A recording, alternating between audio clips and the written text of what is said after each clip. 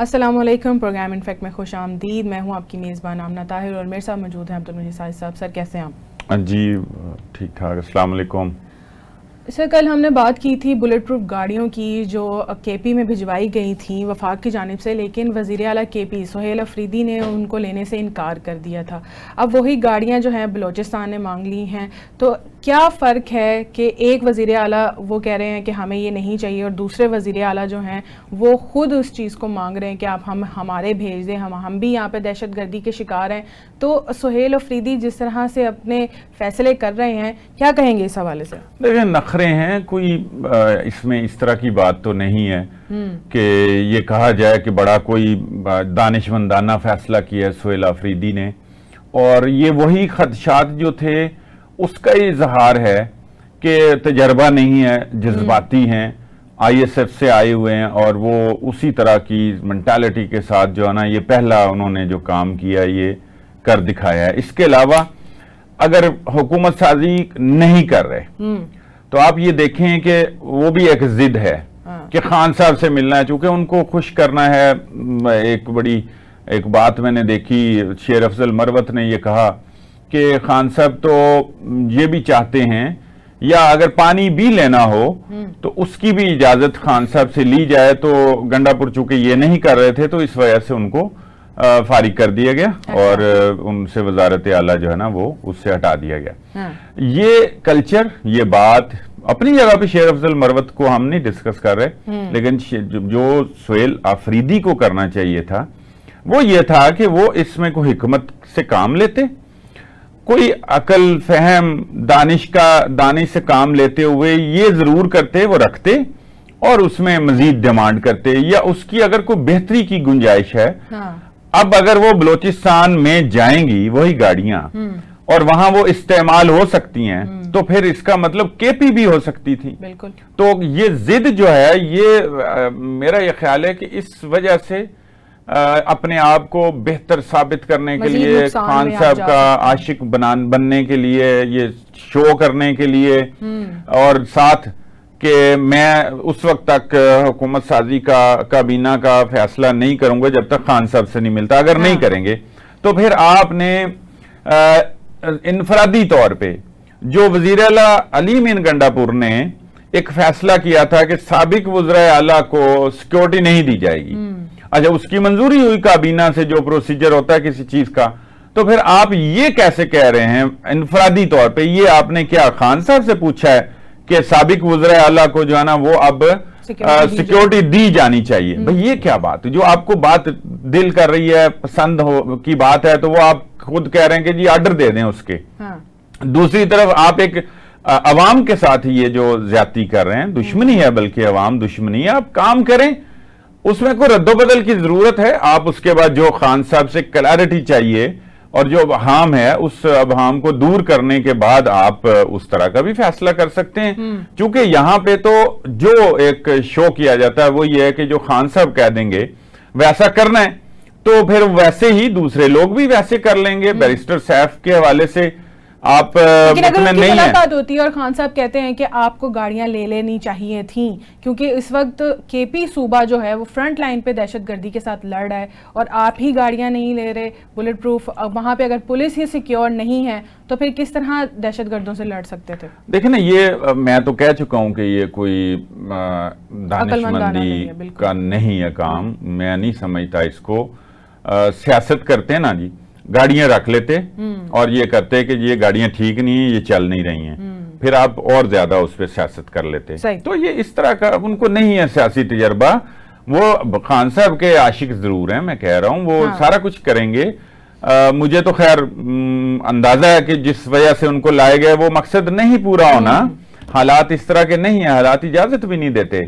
تو یہ لے لینا چاہیے تھا ان کو. میرا نہیں خیال کہ یہ آج آپ اگر کہیں تو کچے کیا سمجھ لیں کوئی تاریخی دن ہے کہ وہاں پر جو دہشت گرد ہیں، ڈاکو ہیں، وہ ہتھیار ڈال رہے ہیں، انہوں نے ہتھیار ڈال دیے ہیں اپنے.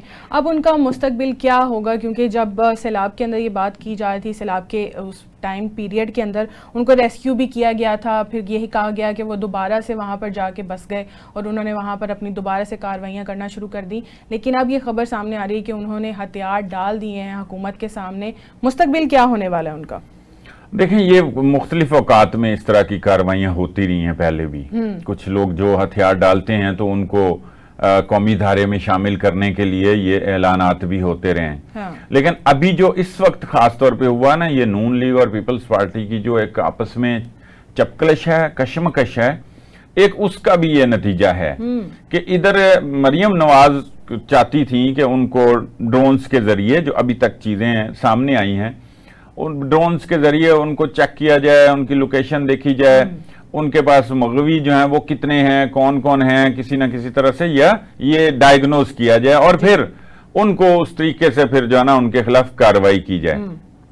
اب جب یہ ایک طرف یہ قدم اٹھایا ہی جا رہا تھا، کوئی اس کے اوپر کوئی ابتدائی طور پہ کام ہو گیا تھا، تو ساتھ ہی رپورٹڈلی جناب صدر مملکت آصف علی زرداری نے کوئی میٹنگ کی ہے اور اس میں پھر انہوں نے کوئی ہدایت کی ہے کہ ان کو جو ہتھیار ڈال رہے ہیں ان کو جو ہے نا وہ معافی دی جائے، اور اس کے بعد پھر ان کو اگر ضرورت پڑے تو کوئی بے نظیر انکم سپورٹ پروگرام سے بھی ان کی مدد بھی کی جائے. فنڈز دیے جائیں. میرا خیال ہے اس کی ان کو ضرورت نہیں ہوگی، لیکن شاید ایک اضافی طور پہ ایک بات تو ابھی آ رہی، کنفرم نہیں ہے کہ وہ اس کی پھر کتنی ہوگی، رقم کتنی ہوگی، اور اسی طرح پھر ان کی کوئی ٹریننگ بھی اگر کرنے کی ضرورت ہے تو وہ بھی کرائی جائے. یہ چیزیں آ رہی ہیں سامنے، زندگی کی طرف ان کو لایا جائے. اچھی بات ہے، لایا جانا چاہیے، لیکن اگر یہ کسی پوائنٹ سکورنگ کی طرف جا رہی ہے بات تو میرا خیال ہے کہ پھر شاید وہ جو کلیش چل رہا ہے یہ اس کا نتیجہ ہے. اور اگر یہ جینون جس طرح کے ہونا بھی چاہیے، اور اگر وہ ہتھیار پھینکتے بھی ہیں، امن آ جاتا ہے کچے کے علاقے میں، کچے کا ایک مسئلہ ہے، وہ زمین ہے اور اس پہ قابض ہیں، وہ کسی کے نام ہے، اور کوئی وہاں پر حکومت کے اندر لوگ بیٹھے ہوئے ہیں، وہ سندھ سے بھی ہوں، وہ پنجاب کا بھی جتنا کہ علاقہ ہو، یہی وہاں پر کلیم اور دعوے کیے جاتے ہیں جو سامنے آتے ہیں کہ ان کے قبضے ہیں، اور کچھ بے نامی زمینیں ہیں ان پہ، یہ کہیں پہ قبضے انہوں نے کیے ہوئے ہیں، کہیں سے چھڑوا لیتے ہیں، وہ دریا کا ہی علاقہ ہے.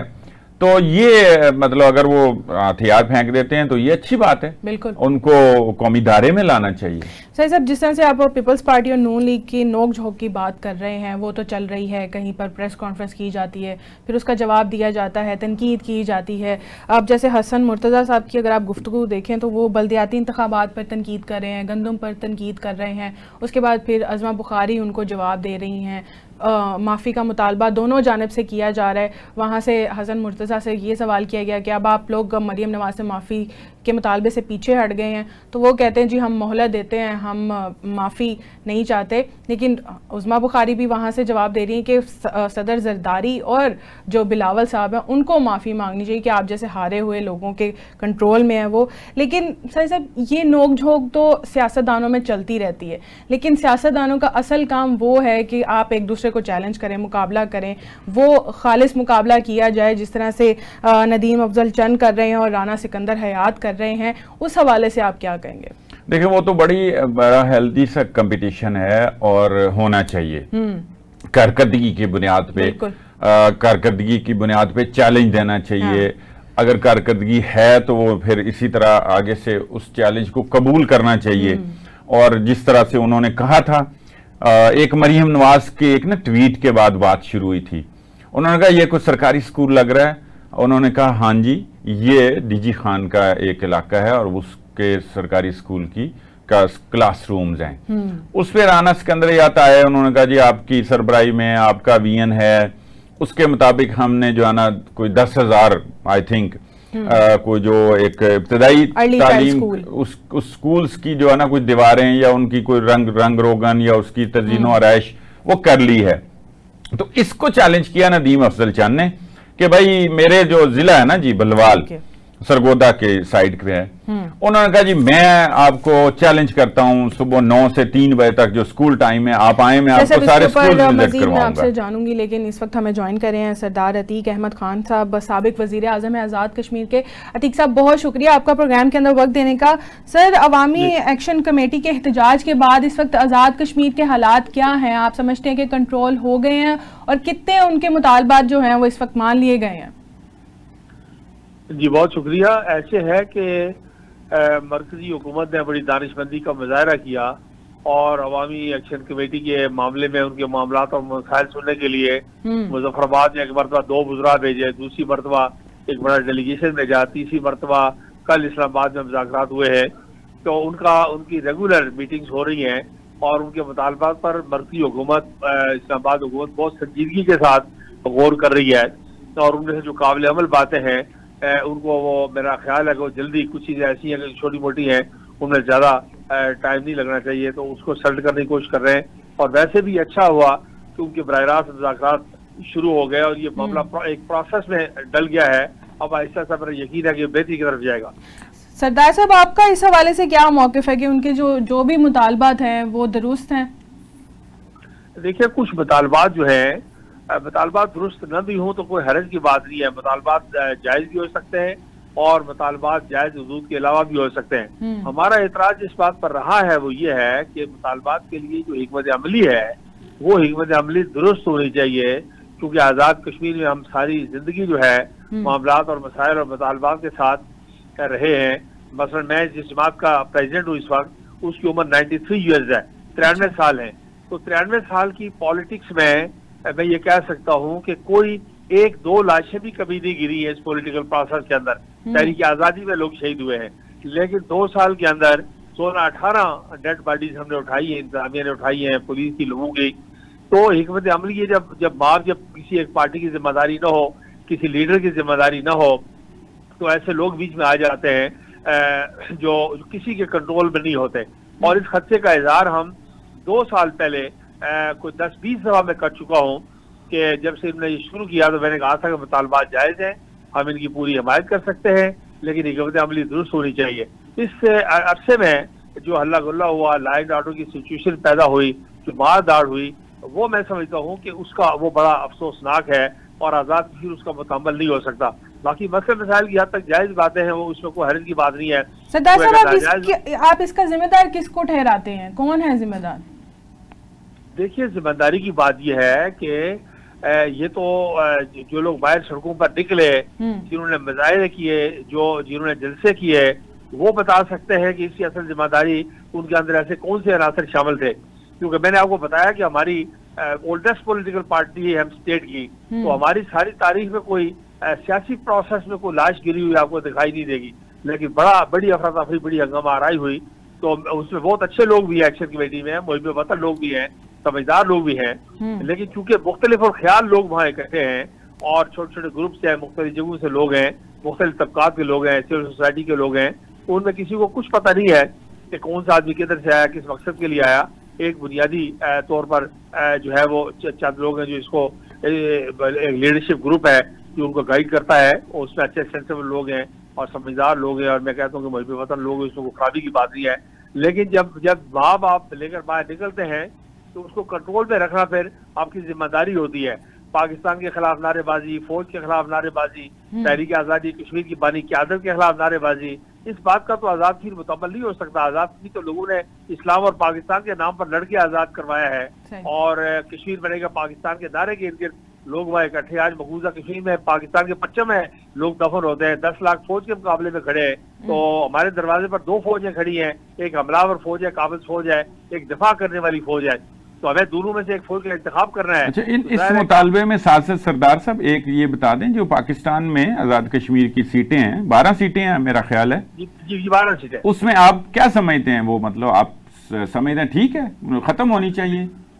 دیکھیے میری گزارش یہ ہے کہ ایک بات آپ کے اور آپ کے ذریعے اس کے ذریعے باقی لوگوں تک پہنچنی چاہیے کہ یہ جو اگلا نومبر کا مہینہ آ رہا ہے الیکشن، اس میں نہیں، نومبر کا مہینہ میں کہہ رہا ہوں جو آ رہا ہے جی، نومبر 48 میں برطانوی اخبارات کے مطابق پاکستان آنے والے قافلوں میں 3.5 لاکھ لوگ صرف جموں کے ایک جنگل سامبا SAMBA سامبا جنگل ہے اس میں، اور بوا کا جنگل ہے اس میں 3.5 لاکھ. یہ برٹش رپورٹ ہے، اب میں آپ کو شیئر کر سکتا ہوں، آپ کو واٹس ایپ ہو تو پڑھ لیجئے. تو اس میں یہ جموں کے جو مہاجر ہے 3.5 لاکھ. تو ہماری مقامی جو اس وقت کی رپورٹنگ ہے وہ 5 لاکھ سے زائد ہے. اسی طرح سری نگر کے اندر وادی کے اندر جو دیکھیں آپ تو وہاں 1.5 لاکھ آدمی شہید ہو چکا ہے اور ساری قیادت جیلوں کے اندر ہے. تو ان لوگوں کے جو لوگ ہندوستان کی فوج کے जबर से तंग आके पाकिस्तान में आके आबाद हुए, उन्होंने कल राय शुमारी का हिस्सा बनना है। उन्होंने हिंदुस्तान और पाकिस्तान के दरमियान कश्मीर की तकदीर का फैसला होना है, उसमें शामिल होना है। हिंदुस्तान ने, आपकी इत्तला में इल्म में है कि 40 लाख लोग मोदी ने बाहर से लाके गैर कश्मीरी श्रीनगर में आबाद करने शुरू कर दिया है। तो गोया कि उन्होंने 40 लाख आदमियों का इजाफा कर दिया है। हम अगर किसी वक्त ये 30-40 लाख वोट कम कर दे, खुदा न खास्ता, और अल्लाह ना करे कि गिलगित बल्तिस्तान के सूबाई सूरत और उसका 12-14 लाख वोट कम हो जाए, तो हम 40-50-60 लाख वोट कम कर देंगे, वो 40-50 लाख इजाफा कर देंगे, तो फिर राय शुमारी में हमारा क्या बनेगा, मुझे बताइए। ये कुर्बानियां दरअसल कुर्बानियां देके पाकिस्तान के लिए आए हैं, और ऐसे वाक़ात हैं कि अभी आपका टाइम इसका मुतम्मल नहीं हो सकता, कि ऐसे वाक़ात हैं कि उनको सुना नहीं जा सकता, दिल चेर जाता है।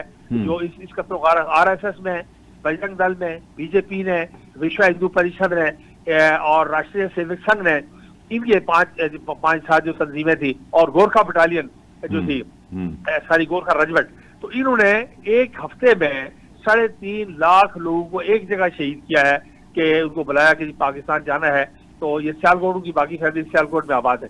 तो एक दिन का बच्चा लेके 20-20 साल की बच्चियां घर से निकल आई, और वो आई जब वहां, तो पुलिस ने विड्रॉ कर दिया और सारा मजमा इनको स्पुर किया। एक ट्रेन सियालकोट में ऐसी आई थी जिसमें सिर्फ एक आदमी जिंदा बचा था, बाकी सबकी गर्दनें नीचे उतरी हुई थी तलवारों के जरिए। तो ये जो महाजन नुमाइंदे है, ये अल्लाह भला करे यहिया खान का, जनरल यहिया खान का, और हमारी कश्मीरी की आदत का, कि जिन्होंने दोहरे वोट का हक भी लेकर दिया, और पाकिस्तान के अंदर आबाद कश्मीरी को वोट का हक भी दिया। और ये मसला कश्मीर का, पाकिस्तान की खारजा पॉलिसी का, और पाकिस्तान का जो आलमी मौक़िफ़ है, उसका हिस्सा है ये कश्मीरी माहरी जम्मू कश्मीर जो पाकिस्तान में आबाद है। अच्छा, तो अब आगे जब इस वक्त सूरत हाल ये कि नून लीग ने कुछ शायद अलहदगी इख्तियार कर ली है अपोजिशन में बैठने का, क्या सियासी मंजरनामा बनेगा? जी, नून लीग बड़ी जमात है, दूसरी बड़ी जमात है आज़ाद की पार्लिमानी सियासत में। उनकी अलहदगी से यकीनन फर्क पड़ेगा, और फिर पीपल्स पार्टी भी बिल्कुल सरबकफ है, वो तैयार है अज़्म एतमाद के लिए और नई हुकूमत बनाने के लिए। और तासुर ये है कि उनके नंबर्स भी पूरे हैं, कोई ज़्यादा दिक्कत नहीं होगी उनको। और वैसे भी मुस्लिम लीग और वो इत्यादी है, हो सकता है कि किसी हद तक इनका कोई तालमेल हो आपस में, लेकिन मुस्लिम लीग ने 2 बातों का फैसला किया है जो हमारे तक पहुंचा है। एक ये कि हुकूमत से अलग होना चाहते हैं, और दूसरा ये कि अगली हुकूमत में शरीक नहीं होना चाहते, अपोजिशन में बैठना चाहते हैं। एक जमहूरी प्रोसेस है, उसका हिस्सा है। तो अगर पीपल्स पार्टी के नब्ज़ पूरे हैं, तो उनका जमहूरी इस्तेकाक है, वो आदमी एतमाद कर सकते हैं। अच्छा, अब ये जो तहरीक इतनी कामयाब हो गई है, बार बार उन्होंने बड़ी आवाम को भी निकाला है, उसमें हुकूमत को भी घुटने टेकने पे मजबूर किया, ये भी कोई सियासी पार्टी तो नहीं बन जाएगी, और फिर ये कोई वहां पे इनकलाब का बायस तो नहीं बनेगी? देखिए, गुजारिश ये है कि इनके इज्तिमा में जो नारा लगता है, वो कश्मीर बनेगा खुद मुख्तार का लगता है।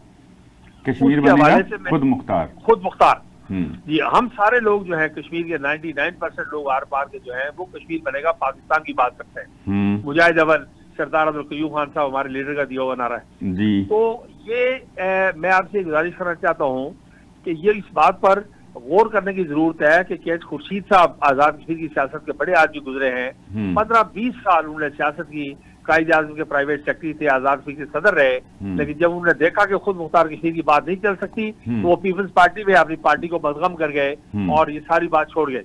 मकबूल भट्ट साहब कश्मीर के बड़े आदमी थे, उन्होंने 2 इलेक्शन लड़े, पेशावर वाली सीट से, वादी की सीट से, तो उस सीट से उनको 150-200 वोट मिला और वो अपनी जमानत मुश्किल से बचा सके, एक आधा वो भी नहीं बचा सके। तो कश्मीर के लोग जो हैं वो फितरी तौर पर पाकिस्तान को अपनी मंजिल मकसूद समझते हैं, अपनी पनाहगाह समझते हैं, अपना सियासी मरकज समझते हैं और अपना कल्बी रिश्ता समझते हैं पाकिस्तान के साथ। और ये जो मैं जो एक सियासी कारकुन की हैसियत से बात कर रहा हूँ, हमारी जमात ने पाकिस्तान बनने से 23 दिन पहले 19 जुलाई 1947 को करारदाद इलाके पाकिस्तान मंजूर करके श्रीनगर में फैसला किया था कि मुस्तकबिल में बनने वाले पाकिस्तान के साथ इलाक करेंगे। और उस वक्त कश्मीर के तमाम मुंतखब लोग जो थे 21 के 21 वो हमारी कन्वेंशन में वर्किंग कमेटी में बैठे हुए थे। तो कश्मीर के लोगों ने अपनी तकदीर को पाकिस्तान बनने से पहले पाकिस्तान के साथ वाबस्ता किया हुआ है। इसलिए मैं समझता हूँ कि कश्मीर के अंदर जो है वो कश्मीर बनेगा पाकिस्तान का नारा ही और नजरिया इलाके पाकिस्तान ही जो है वही कश्मीरियों के मुस्तकबिल का ज़ामन हो सकता है और बाकी मादा मकबूजा जम्मू कश्मीर की आज़ादी का ज़ामन हो सकता है।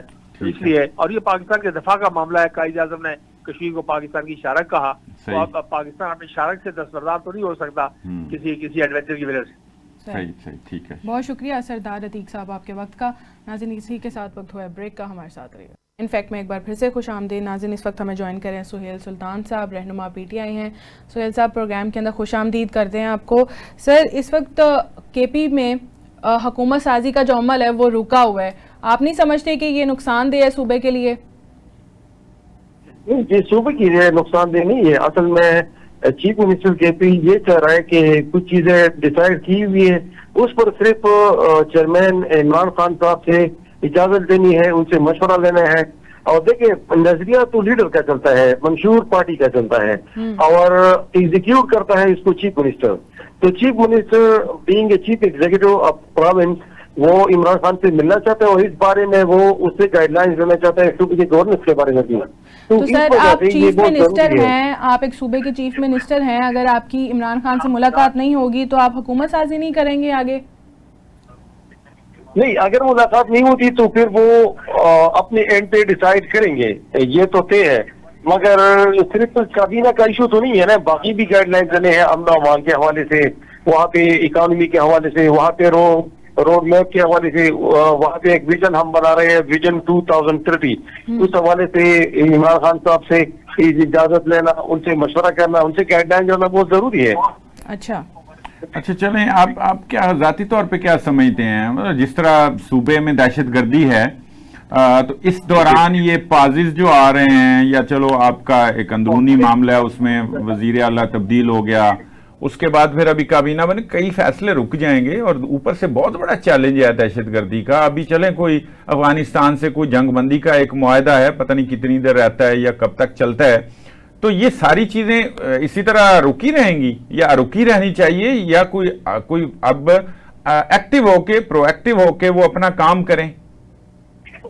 اب دو چیزوں کو آپ میکس کر رہے ہیں. ایک ہوتی ہے گورنمنٹ وہاں پہ صاحب چلا رہے ہیں, وہاں پہ حکومت چل رہی ہے, حکومت وہ چلا رہا ہے. دوسری ہے کابینہ کی تشکیل. کابینہ کی تشکیل میں وہ صرف یہ چاہتا ہے کہ وہ عمران خان صاحب سے مشورہ کریں, ان سے گائیڈ لائنس لیں. یہ دو چیزیں مکس اپ نہیں ہونی چاہیے. البتہ یہ افغانستان کے حوالے سے جو بات کر رہے ہیں پہلی تھی, یہ بہت ہی موقع پہ ہمارا کہ وہاں پہ مذاکرات ہونے چاہیے, اور 2004 کی یہ کہہ رہے ہیں کہ مذاکرات ہونے چاہیے. تو میرا یہ خیال ہے کہ ہماری جو موقف ہے اس پر پاکستان میں کی حکومت گری ہے, سارے اسٹیک ہولڈرز گری ہے. اچھا چلیں, ہم اگر اس کو چھوڑ دیں, دیکھیں دوسری طرف بھی آ جائیں, آپ وفاق کی طرف آ جائیں. وہاں اپوزیشن لیڈر ایک ظاہر ہے وہ تبدیل ہو گئے یا اس کا بھی فیصلہ ہونا ہے, تو کیا پی ٹی آئی کے اندر سے آپ سمیت کوئی اس کا اہل نہیں تھا کہ وہ اپوزیشن لیڈر بنتا؟ دیکھیں اپوزیشن لیڈر جو ہے وہ اپوزیشن کا استعفا ہوتا تو ہے, لیکن پارٹی کے اندر سے ہی ہوتا ہے. جو پارٹی کی آپ جو بات کر رہے ہیں کہ سہیل آفریدی لے کے چلیں گے, اسی لیے وزیر اعلیٰ بھی تبدیل ہوا, تو بھائی کیا محمود اچکزئی آپ کی پالیسی کو ٹو کریں گے؟ دیکھیں وہ تحریک تحفظ آئین پاکستان کے قوم سے ہمارے ساتھ ہی چل رہا ہے, اور اس کے علاوہ دوسری پارٹیاں بھی ہے ہمارے ساتھ چل رہی ہے. تو یہ کوئی مطلب یہ اپوزیشن کا اختلاف ہے کہ وہ کسی کو بھی نام سکتے رہے اپوزیشن سے, تو وہ بھی اپوزیشن سے ہے. تو اس وجہ سے اس کو کیا گیا ہے کہ وہ آلریڈی صاحب صرف یہ مسئلہ نہیں ہے, سینٹ کی بات ہو تو راجہ ناصر عباس وہ بھی باہر سے, محمود اچکزئی صاحب بھی باہر سے. نہیں, یہ پارٹی کے اندر اس پہ کوئی ریزرویشنز نہیں ہے. یہ کس طرح کے ڈیسیژن ہو رہے ہیں؟ یہ خان صاحب کے ڈیسیژن ہے. دیکھیں یہ ٹیم بنانے کا اختیار عمران خان کے پاس ہے, وہ کسی کو اس کا اختیار ہے کہ کس کو. اچھا, خان صاحب کے پاس یہ بھی اختیار ہے کہ اپنی ٹیم کو سائیڈ پہ بھی کر دیں؟ نہیں, اس کا اختیار ہے کہ کسی کو ڈراپ کرے, کسی کو کھلائے, کسی کو فلپین بنائے, کسی کو اوپننگ کے لیے بھیجے, کسی کی گلی میں کھڑا کرے, کسی کو سلپ میں, کسی کو میڈ آف پہ. ہاں اچھا, یہ تھوڑی سی میرا خیال ہے سیاسی حوالے سے ٹھیک نہیں, جمہوری طریقے سے, تو اس لیے پارٹی میں سے ایک ایک کر کے وکٹ بھی گر رہی ہے.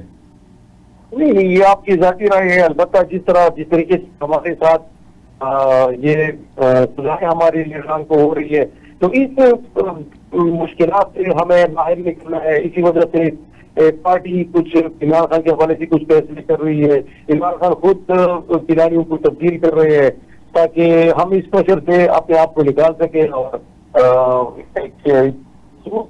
ہمیں بھی یہ ہے. صحیح ہے. سر جاتے جاتے آخری سوال، عمران خان کی رہائی کے لیے کیا کر رہی ہے پارٹی؟ عمران خان کی رہائی کے لیے ابھی انشاءاللہ بین چین صاحب، جنید اکبر صاحب، برسر گور صاحب اور سلمان وزیر صاحب دیں گے. انشاءاللہ بہت جلد وہ ایک روڈ میپ کا اعلان کریں گے. صحیح، بہت شکریہ سہیل صاحب آپ کے وقت کا. ویسے بریک سے پہلے ہم بات کر رہے تھے پیپلز پارٹی اور نون لیگ کے اختلافات کی، جس کے اندر اس وقت ندیم افضل چند نے چیلنج کیا ہے رانا سکندر حیات کو اور کہا ہے کہ آپ میرے حلقے میں آئیں. دعوت دی ہے انہوں نے کہ میں اپنے حلقے کے جو سرکاری اسکول ہیں ان کا دورہ کرواؤں گا آپ کو. اس طرح کے چیلنج اور اس طرح کا مقابلہ سیاستدانوں میں سوٹ کرتا ہے، نہ کہ گالم گلوچ والا. ہاں نہیں ٹھیک ہے، وہ اس میں تو کوئی شک نہیں ہے. گالم گلوچ کا جو بھی کلچر ہے وہ نہیں ہونا چاہیے. اس سے کوئی اس کا حاصل نہیں ہے، کوئی اس سے کچھ نکلتا نہیں ہے سوائے اس کے کہ پوائنٹ سکورنگ ہوتی ہے اور جناب کون زیادہ اچھی گالیاں دے سکتا ہے. یہ تو نہ ہو. یہ ہیلدی سا کمپٹیشن یہ ہونا چاہیے. اس کا فائدہ ہوتا ہے کارکردگی کی بنیاد پہ. اسی طرح کوئی ہیلتھ کے شعبے کی بات کریں، وہ بھی ایک دوسرے کو چیلنج کریں. تعلیم کو جس طرح یہ چیلنج کر رہے ہیں تو یہ ٹھیک ہے، یہ کام ہونا چاہیے. اصل ان کا اس سے بھی اگلا مسئلہ جو ہے وہ جو پہلے سے چل رہا ہے وہ یہی ہے کہ وہ اپوزیشن میں بھی نہیں ہے اور اپوزیشن کا کردار بھی ادا کر رہے ہیں. نون لیگ یا خاص طور پہ پنجاب کی قیادت مریم نواز صاحبہ وزیر اعلیٰ ہیں، تو وہ پھر یہ کہتے ہیں کہ آپ ایک جگہ پہ بیٹھے بھی ہیں، ساتھ بھی ہیں وفاق میں، یہاں آپ نے اور وہاں آپ نے فارمولے کے تحت بھی حکومت کا حصہ بننے سے انکار کیا. اب پھر آپ الائی بھی ہیں اور آپ جو ہے نا جناب اپوزیشن بھی ہیں، تو کوئی ایک طرف ٹھہریں یا آپ اپوزیشن کے طور پہ الائی ایک حد تک جس کو آپ نے ایک دیکھیں یہ آئے واش ہے، سیدھی سی بات ہے، عوام کو بیوقوف بنانے والی بات ہے. اس میں چاہے نون لیگ بنائے چاہے پیپلز پارٹی بنائے، تو وہ ایک کام کریں نا، یا پھر یہ ہے کہ وہ اپوزیشن کے بجائے اپنا حصہ لے لیں. جو پاور شیئرنگ فارمولا تھا اس کو بھی پیپلز پارٹی نہ اون کرتی ہے نہ ڈس اون کرتی ہے. تو یہاں پر بھی ایک خاص حلقہ ہے وہ پیپلز پارٹی میں ہے اور وہ چاہتا ہے کہ ہمیں اپوزیشن کا پراپر کردار ادا کرنا چاہیے، جس میں ندیم افضل چند بھی ہیں، حسن مرتضیٰ بھی ہیں، اور بھی لوگ ہیں جو مطلب پارلیمنٹ کا کوئی حصہ رہے ہیں اور کوئی ہیں اور کوئی نہیں ہے. تو وہ گروپ جو ہے وہ تو یہی چاہتا ہے کہ اس طرح سے ہم چلیں تاکہ ہماری جو پوزیشن ہے پارٹی پوزیشن پیپلز پارٹی کی پنجاب میں بہت کم پوزیشن ہے، تو اس میں کوئی اضافہ ہو اپوزیشن کر کے، عوامی مسائل جو ہیں وہ اجاگر کر کے. وہ پنجاب سے چونکہ تعلق رکھتے ہیں تو ان کی یہ خواہش ہے، ٹھیک ہے خواہش، لیکن بیچ میں رکاوٹیں ہیں. صدر کے عہدے پہ پیپلز پارٹی کے کو چیئرمین بیٹھے ہیں، اسی طرح سینٹ میں چیئرمین سینٹ بیٹھے ہیں، اسپیکر کی سیٹ پہ ڈپٹی اسپیکر بیٹھے ہیں. تو یہ دیکھیں یہ اس کے بعد پھر یہ اصل مسئلہ تو پیپلز پارٹی کا ہے. اب ہم تو وہاں پہ ہے. ابھی ایک دفعہ چونکہ پھر بہت زیادہ ان کا جو لڑائی تھی جھگڑا تھا وہ بڑھ گیا. اس کے بعد پھر محسن نقوی صاحب جو ہیں وہ ایکٹیو ہوئے، زرداری صاحب نے ان کو بلایا. پھر آپ نے دیکھا کہ اسپیکر ایاز صادق صاحب اور اسی طرح ان کے ساتھ جو ہے نا نائب وزیر اعظم وہ گئے، پھر ان کی بات ہوئی. پھر وزیر اعظم کی صدر صاحب کے ساتھ زرداری صاحب سے بھی بات ہوئی، ملاقات ہوئی.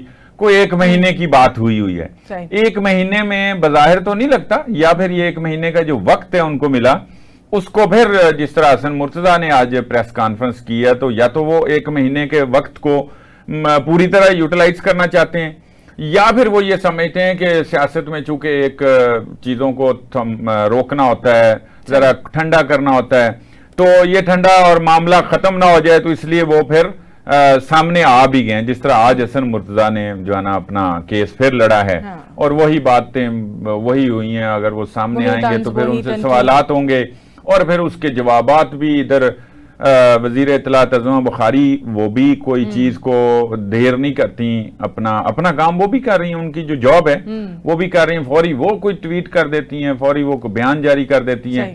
تو یا تو پھر یہ 1 مہینے کے لیے بالکل سٹاپ کر دیتے کہ کوئی بھی اس ایشو پہ بات نہیں کرے گا. تو اس وجہ سے پھر یہ آگے پھر یہ والی چیزیں بھی آ رہی ہیں، ورنہ بہت کم ہوتا ہے. ہے اچھی بات کہ آپ چیلنج دیں اور اگلے قبول کر رہے ہیں، تو پھر آپ ابھی 28 یا 29 تاریخ کی ان کی طے ہوئی بریک ہے. کا وقت ہوا ہے، اس کے بعد یہیں سے پروگرام کو کنٹینیو کریں گے. Stay with us. Welcome back ناظرین. سر صاحب، عمران خان کے ٹویٹس کے اوپر بات نہ کی جائے یہ کیسے ہو سکتا ہے؟ اور ان کے ٹویٹس اتنے شاندار ہوتے ہیں کہ بات کیے بغیر رہا بھی نہیں جاتا. اب وہ اپنے سابقہ ساز جو ہیں ان کی وفات پر تعزیت کر رہے ہیں اور یہ بھی اظہار کر رہے ہیں کہ اگر میں جیل سے باہر ہوتا تو میں یقیناً ان کے جنازے پہ جاتا. لیکن سر صاحب، کہا یہ جاتا ہے کہ وہ تو کبھی کسی کے جنازے میں نہیں جاتے. ایون انہوں نے جو شہید نوجوان ہمارے ہوئے ہیں ان کے لیے مذمت کا ٹویٹ بھی نہیں کیا آج تک. ہاں ٹھیک ہے یہ بات کہ ان کو وہ بہرحال ان کی مطلب ایکس ہیں چاہے، لیکن ساس رہی ہیں اور بچے ان کی سابقہ جو بیوی ہیں ان کے پاس ہیں، تو ان کے ہاں جو ایک کمیونیکیشن کا سلسلہ ہے وہ obvious ہے اور وہ چل رہا ہے. تو ایک ٹویٹ کے ذریعے تعزیت انہوں نے کرنا مناسب سمجھی، کیونکہ ان کے بچے ان کے پاس ہیں اور وہ گارنٹر بھی ہیں، اور یہ ظاہر ہے بچے تو بچے ہی ہوتے ہیں. یہ درست ہے بات کہ ان کا کہیں اور کسی موقع پہ تعزیت کرنا، اور اس سے پہلے جب وہ اقتدار میں تھے یا اس سے پہلے بھی تو ان کا ایک مزاج ہے، وہ جنازوں پہ نہیں جاتے. ان کا مطلب اتنا رجحان بھی پورا تھا. وہ تو اقتدار میں آ کے اسلامی ٹچ دینا شروع کیا گیا نا، ان کے کان میں کہا جاتا تھا. اسی وجہ سے یہ اسلامی ٹچ شروع ہوا. یہ شہریار آفریدی کہتے ہوتے تھے جب کے پی میں یا کسی جلسے میں، تو وہ کان میں کہتے تھے کہ ذرا اسلامی ٹچ بھی دے دیں. اور اس سے اقتدار سے پہلے وہ ایک آزاد خیال، لبرل، روشن خیال عمران خان تھے. تو ان کی یہ ذاتی زندگی بہرحال تضادات سے بھری ہوئی ہے. اس وقت چونکہ وہ جو بھی کریں وہ کچھ بھی نہ کریں، ٹرینڈ یہ ہے کہ ان کے اوپر کوئی تنقید نہیں کرنی اور ان کے خلاف کوئی بات نہیں کرنی، وہ چلنی نہیں ہے. حقائق بیان نہیں کرنے تاکہ کوئی ٹرولنگ نہ ہو. یہ وہ بنیادی ایشوز ہیں جو اس سوسائٹی کی جڑیں جو ہے نا وہ کھوکھلی کر رہے ہیں. اس وجہ سے جو بنیادی طور پہ صحافت کا جو کام ہے، جو کردار ہے، وہ صحافت کا یہ بھی کردار ہے کہ محروم طبقات کی بھی آواز بننا ہے اور کمزوروں کی بھی آواز بننا ہے. تو وہ بھی کام کرے صحافت، لیکن یہ پہلو بھی ساتھ ساتھ رکھیں اور یہ اجاگر بھی کریں کہ یہ تعزیت اگر وہ کر سکتے ہیں تو پھر فوجی جوانوں کی شہادت پہ بھی کر سکتے ہیں. پھر وہ اسرائیل کی جو غزہ پر بمباری مسلسل ہوتی رہی اس کی بھی وہ تعزیت کر سکتے تھے. وہ ایران پہ جو حملہ اسرائیل نے کیا اس کی بھی اس کی بھی مذمت کر سکتے تھے. لیکن ان کے ٹویٹ پہ سے یہ نہیں ہوا. اب یہ ترجیحات ان کی اپنی ہیں، اس کی وضاحت تو وہی دے سکتے ہیں جو بظاہر لگتا ہے یہ ناانصافی ہے. اچھا سر صاحب، ایک ہم نے لفظ سنا تھا ہارڈ سٹیٹ کا. اب خان صاحب اس کا بھی مطلب سمجھا رہے ہیں، عاصم منیر صاحب کو کہہ رہے ہیں کہ جو ہارڈ سٹیٹ کا تصور آپ فروغ دینے کی کوشش کر رہے ہیں وہ بالکل غلط ہے. اور انہوں نے خود بتا دیا کہ ہارڈ سٹیٹ ہوتی کیا ہے. ایسی ریاست جہاں آئین کی بالادستی ہو، قانون کی عملداری ہو، عدل و انصاف کا نظام ہو اور جمہوری آزادی ہو. یہ وہ بتا رہے ہیں کہ ہارڈ سٹیٹ ایسی ہوتی ہے.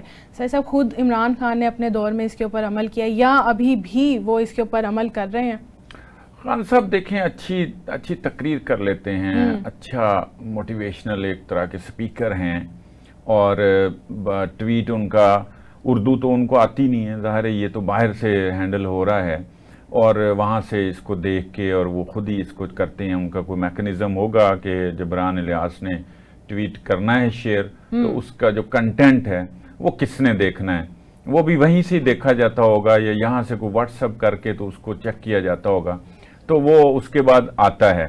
یہی میں بات کر رہا ہوں کہ یہ چیزیں، یہ باتیں خان صاحب نے اپنے جو ایک ان کا دور ہے جس کو بڑا سنہری حروف میں لکھا جاتا ہے ایک خاص طبقے کی طرف سے، تو اس میں تو انہوں نے اس پر عمل درآمد نہیں کیا.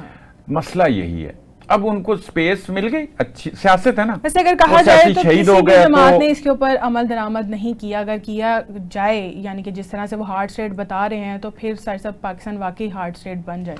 پھر یہ ایشو ہی نہ ہوتے جو آج فیس کرنے پڑ رہے ہیں. تو وہ بھی اپنے 3.5 سال سے زائد عرصے کا جو اقتدار ہے اس میں یہی ساری چیزیں کر لیتے, تو کئی ظاہر لیجسلیشن ہو جاتی, کئی روایات پیدا ہو جاتی, بن جاتی, اور پھر وہ ایسا پھر کوئی کام سالڈ ہوا ہو تو اس کو تو کوئی گرا بھی نہیں سکتا.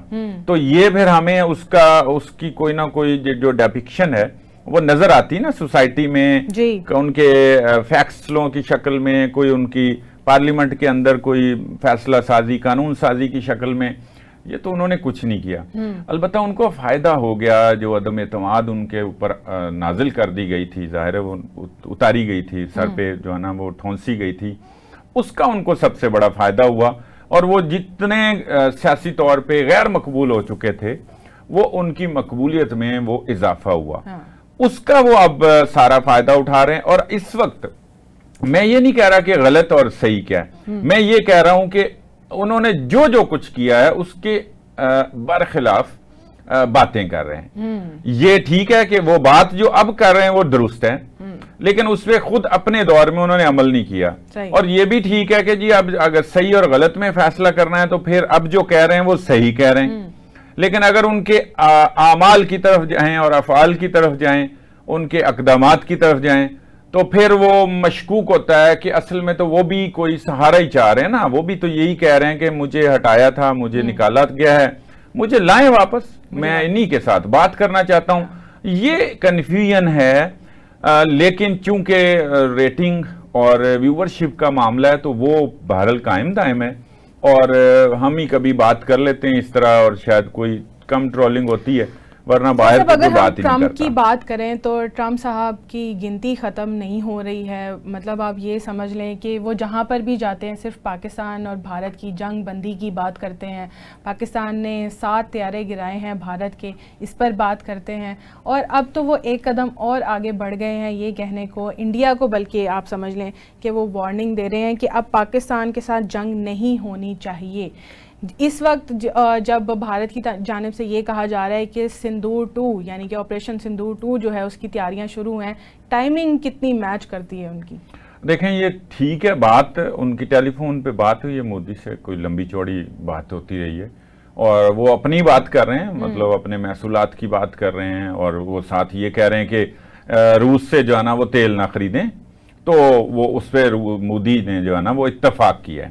ایک طرف یہ, ساتھ انہوں نے یہ بھی ہدایت کر دی ہے کہ پاکستان کے ساتھ جنگ نہیں کرنی چاہیے.